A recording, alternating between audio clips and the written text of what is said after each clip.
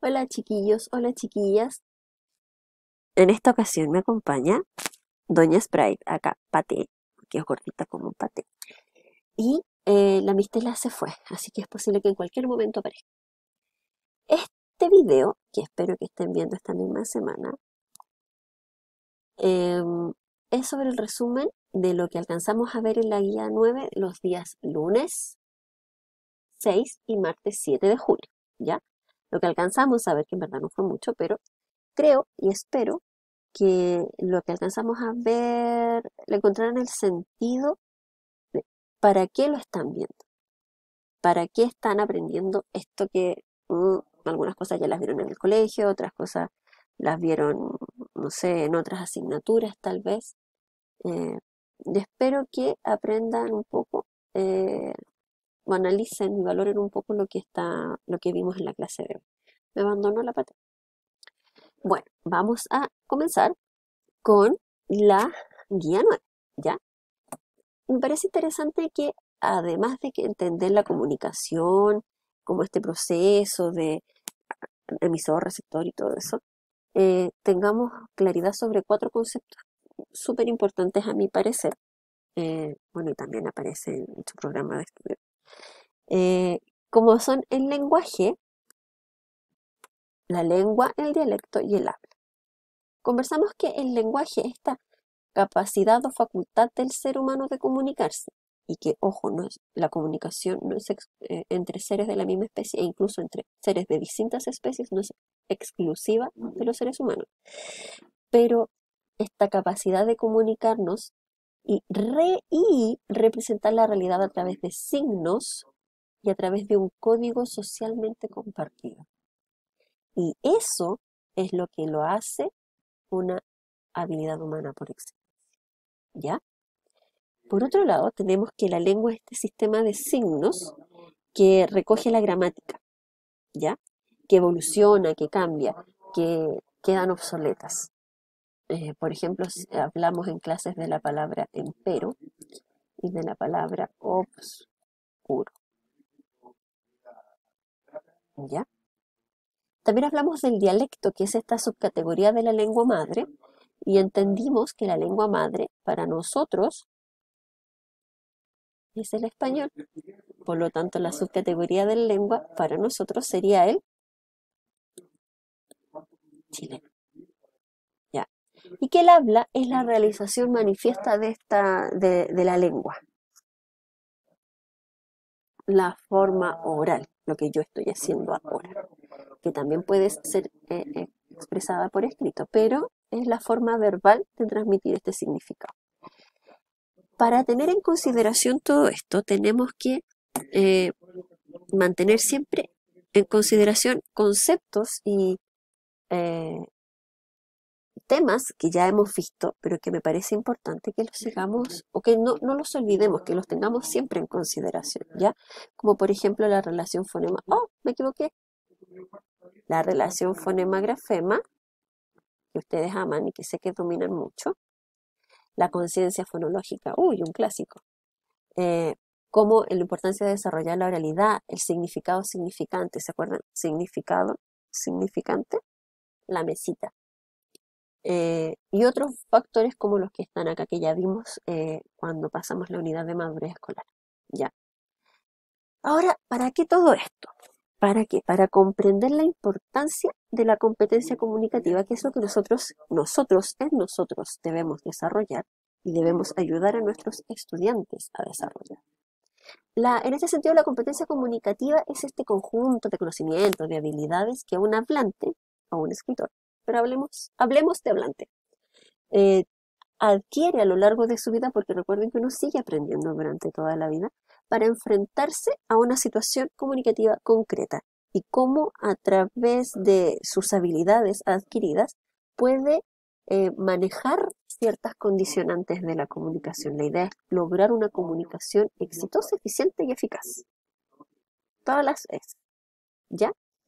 Entonces son los conocimientos o habilidades que el hablante utiliza para enfrentarse a una situación comunicativa concreta y afrontar con éxito las múltiples condicionantes de la comunicación. ¿Ya? Hay también son hay varias, algunas, no tantas, pero podríamos incluso llegar así como a detallar una por una las subcompetencias. Además, tenemos que considerar para esto los componentes gramaticales, pragmáticos y textuales y, por supuesto, algunas habilidades de competencia estratégica que sirven para resolver ciertos problemas comunicativos que van desde el uso del vocabulario para reemplazar una palabra para que el otro comprenda, hasta moverse, utilizar distintos registros, cambiar de funciones y cosas así para resolver ciertos problemas que, como les comentaba, se pueden ir generando. Algunas de estas habilidades que nos permiten a nosotros ir resolviendo y poniéndonos en distintas situaciones comunicativas de manera eficiente son los registros de habla. Y yo les voy a presentar, a pesar de que existe una variedad más o menos amplia, siguen concordando en ciertos puntos. Yo les voy a presentar esta porque me parece que es interesante hacer el análisis. Y yo les presento el registro de habla culto formal, el culto informal, el inculto formal y el inculto informal, ¿ya? Esto, el registro culto formal, por lo general, nosotros lo podemos ver en la televisión, en los noticiarios, con la seriedad, con el uso de cierto tipo de vocabulario, ¿cierto? Ustedes también lo pueden o lo han utilizado al entregar informes, ensayos, portafolios, no sé. Lo interesante de aquí, las características, es que el uso del vocabulario es bastante variado y se emplean bastantes términos abstractos. Las oraciones son bastante complejas y se adecuan a las normas gramaticales y que el lenguaje oral se controla, pero además se dirige el lenguaje formal, o sea, no se es tan expresivo, no sé, nada de esas cosas se hacen con tanta fluidez como en otros registros, ¿ya? En el registro inculto formal, aquí podemos ver que está mucho más centrado en la interacción personal y también lo podemos ver, por ejemplo, en televisión o incluso escucharlo en la radio, por ejemplo, los matinales. Y como tiene este sentido de interacción personal, también lo podemos ver, por ejemplo, en las cartas. Aquí el vocabulario y el léxico no es tan preciso, ya se empiezan a usar palabras más concretas. Se pueden incluso utilizar jerga, ¿ya? Las oraciones son un poco más breves y no están necesariamente ceñidas a las normas gramaticales. Y el lenguaje oral se expresa o sea, se emplea bastante expresivamente y además también el lenguaje gestual. En el inculto formal ya hay otro uso, un menor manejo del vocabulario, perdón, del manejo de la gramática en las oraciones y el vocabulario también es un poco más escaso, entonces ahí ya la sintaxis puede desordenarnos un poco pueden haber faltas en la sintaxis o ciertos errores, ¿ya? Lo mismo que en la gramática, entonces la construcción de los enunciados pueden tener ciertos problemas que pueden incluso impedir que el receptor comprenda el mensaje. En el registro inculto informal, este ya está muy centrado en la interacción personal. eh, Está usado por personas que por lo general no han accedido a la norma oculta en experiencias cotidianas, ¿ya?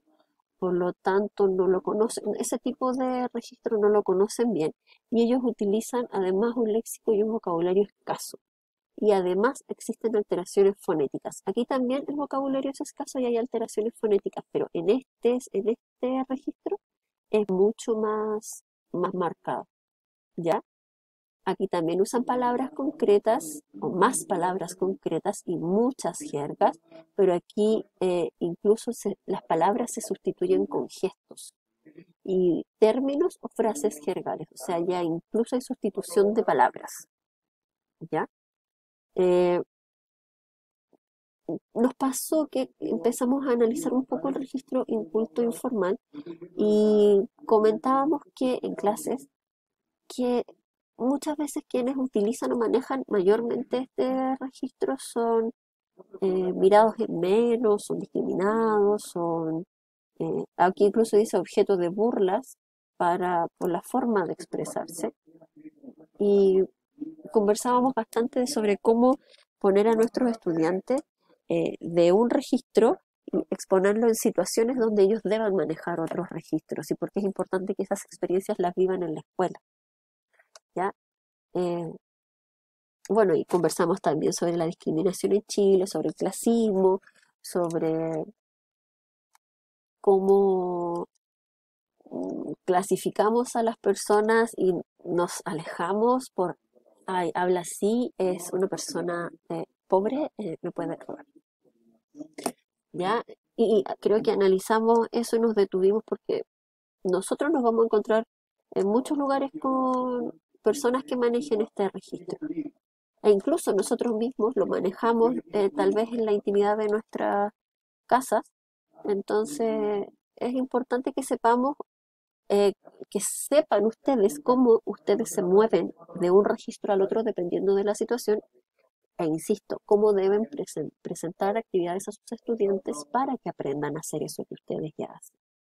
Porque es importante. ¿Ya? Lo último que alcanzamos a ver fueron 3 funciones del lenguaje. ¿Ya? Ah, no, 4. Vimos la función emotiva o expresiva, la función situacional, la referencial y la poética. ¿Ya? Vimos, esto entiendo que ustedes ya lo vieron, tal vez algunos recuerden algo, y conversábamos en clases que cada una está pensada para enfocarse en una de los de estos partes de la comunicación, porque la emotiva expresiva está en el emisor, en lo que, en su actitud o en su opinión o en sus emociones, ¿ya? La situacional son los factores situacionales, los factores que afectan la comunicación, ¿ya? La función referencial tiene relación con el contexto, ¿ya? Y qué es lo que se transmite, qué es lo que se quiere informar, ¿ya? Y por último, la función poética, que fue la última que alcanzamos a ver, es la que está centrada en el mensaje y la forma en la que se construye y en cómo, ay, que esto estaba mal escrito, ¿se acuerdan?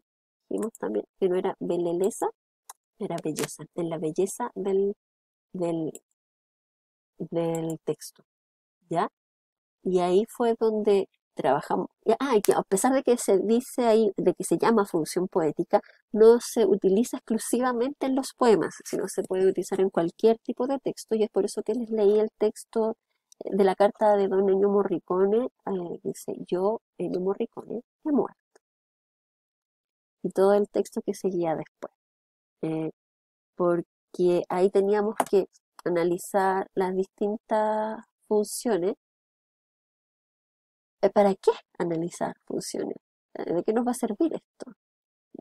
¿Para qué nos... Ya, para analizarlo, para ponerlo en un párrafo de una prueba. Ya, pero cuando a usted le toca comunicar, ¿cómo se comunica? ¿Qué registro utiliza? ¿Qué funciones maneja? ¿Qué es lo que usted quiere destacar? ¿Cómo lo quiere destacar? Entonces, hacer ese análisis cuando estamos construyendo un discurso o un texto, es importante que aprendamos, que conozcamos eso, insisto, no solo para sus estudiantes, sino también para usted. Entonces, eso chiquillos, eso es lo que alcanzamos a ver en la clase de hoy. eh, y espero que la próxima semana avancemos un poco más en esta guía para que no nos quedemos tan atrás, ¿ya? Eso, chiquillos, esto todo lo que vimos en la clase de hoy. Ay, casi los 15 minutos, eternos. Espero que la mayoría que empezara el video lo esté terminando. Eso, chiquillos. Un abrazo, nos estamos viendo en el siguiente video y obvio me voy a ver con todos ustedes cuando vayan a clases, cuando nos clases presenciales. Se entendió la idea, ¿verdad? La función. Pésima. Ya, un abrazo.